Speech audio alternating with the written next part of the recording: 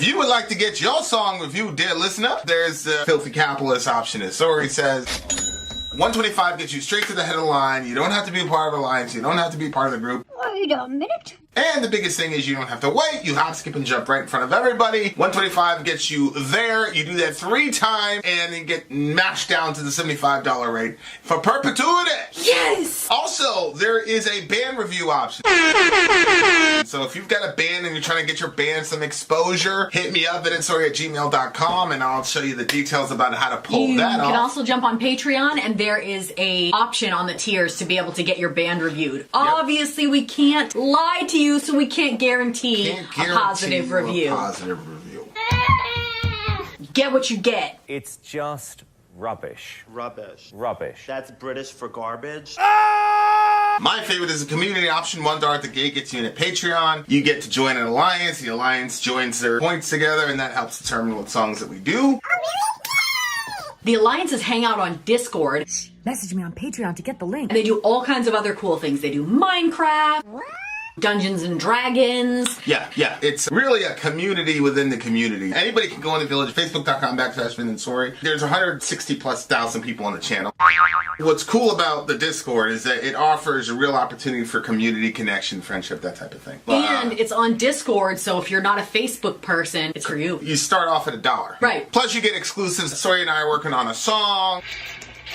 So the first 15 seconds of that was on Patreon. Also, at $15 tier and above, when we actually debut the video, they're going to be there live with us. There you are, dear listener. Buy our merch. Buy our merch, indeed. The Charles shall lead them. To buy our merch. Yes, dear listener. Yes, dear listener. Yes, dear listener. Okay, Slade. 117. Yes, sir. Slade. Slade, Runaway is the name of the song. Runaway, actually. DJ Nick, or Director Nick, says, following a resurgence in popularity from their performance at the 1980s Reading Festival, Slade signed a deal with RCA Records. They released the album Till Death Do Us Apart, in 1981 to decent success. In 1983, they released the album The Amazing Kamikaze Syndrome, everywhere except the US and Canada. The song Runaway was released in January of 1984 as the 3rd single off the album and went to #1 on the mainstream rock charts. The Amazing Kamikaze Syndrome was later repackaged and renamed Keep Your Hands Off My Power Supply and released on April 2nd, 1984 by CBS Associated Records. It was the band's breakthrough in the US, and the songs My Oh My and Runaway were both top 40 hits. All right, let's check it out. We'll be the judge of that. Yeah, Slade, Runaway. Slade, Runaway. Big homie, director, we got the lyrics Nick. here, too. We got the lyrics here. And I'm sending them to you as well. Oh my God, this is definitely 80s. Yeah.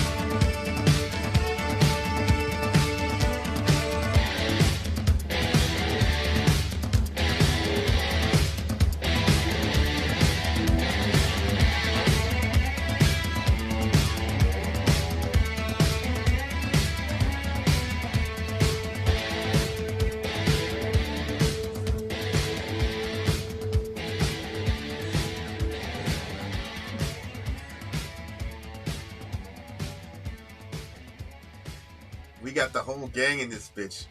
You know who we're missing, right? I do. Who? I'm not gonna say.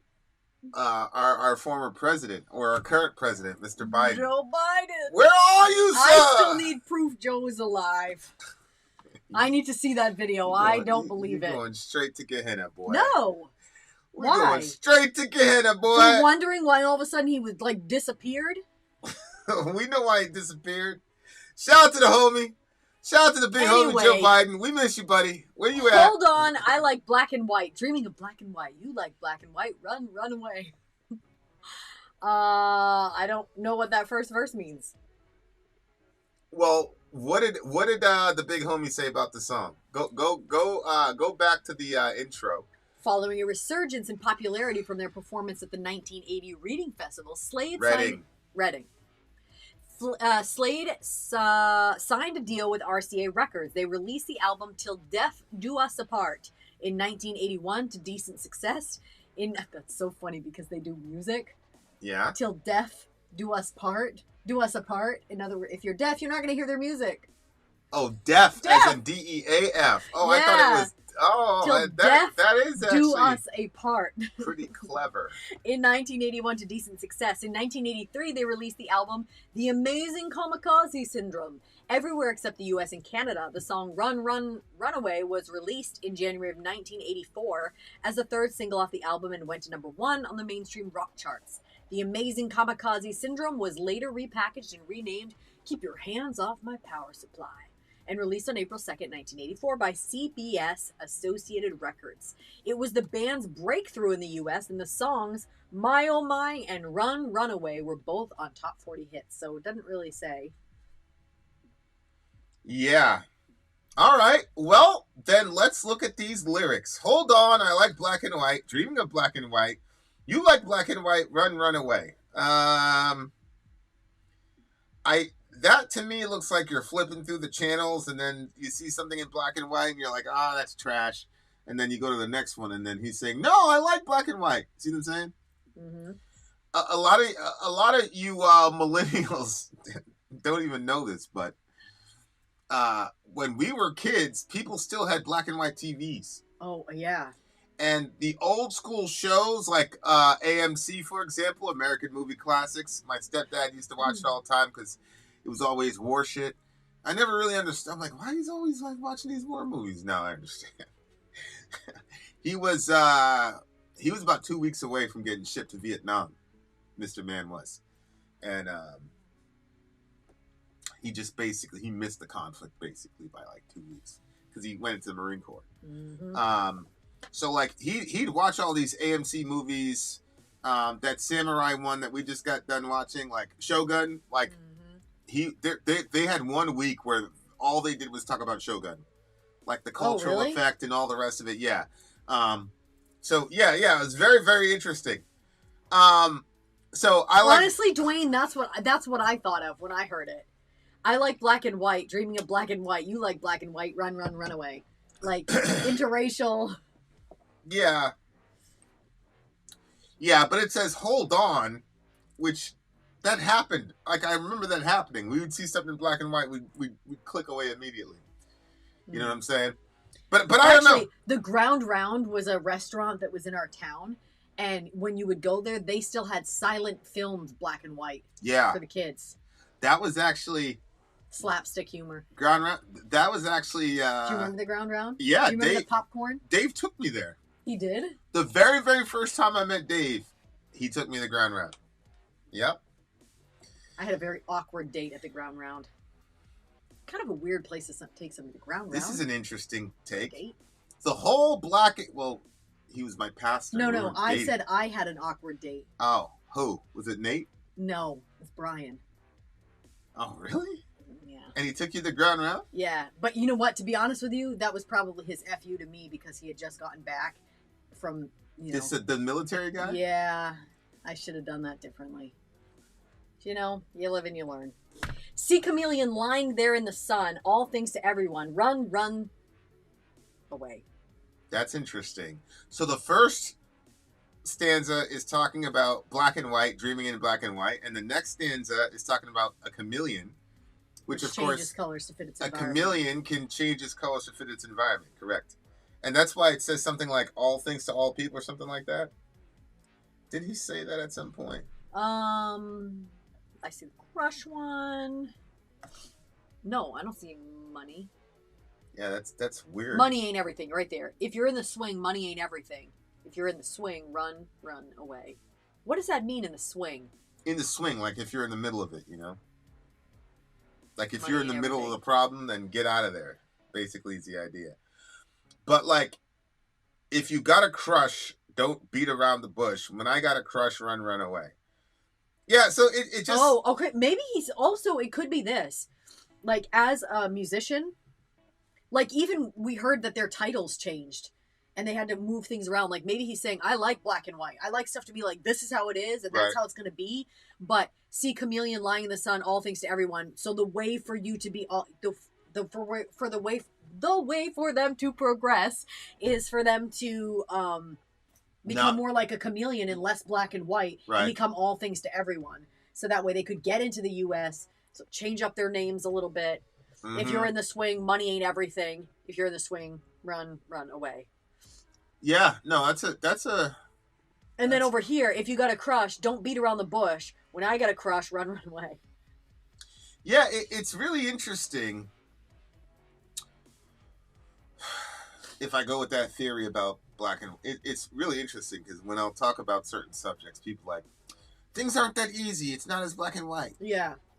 And I think that our generation has and again, this goes back to Trinitarianism. Our generation has done a pretty good job, I think, of thinking through things. But to me, there seems to be some logical gaps in the mind state of our generation. And one of them is our generation doesn't know the difference between a quote unquote fascist and somebody with moral clarity. So because a lot of us have been raised in a postmodern milieu, Mm-hmm. we truly believe that anybody that makes a black and white statement or something is either extremely arrogant or should be dismissed wholesale because they are making a definitive statement and we can't make definitive statements about anything Yeah. because these guys are all postmoderns. Uh-huh. And so it's a really interesting thing because you'll be in a conversation about certain topics. They'll be like, listen, man, things aren't that easy.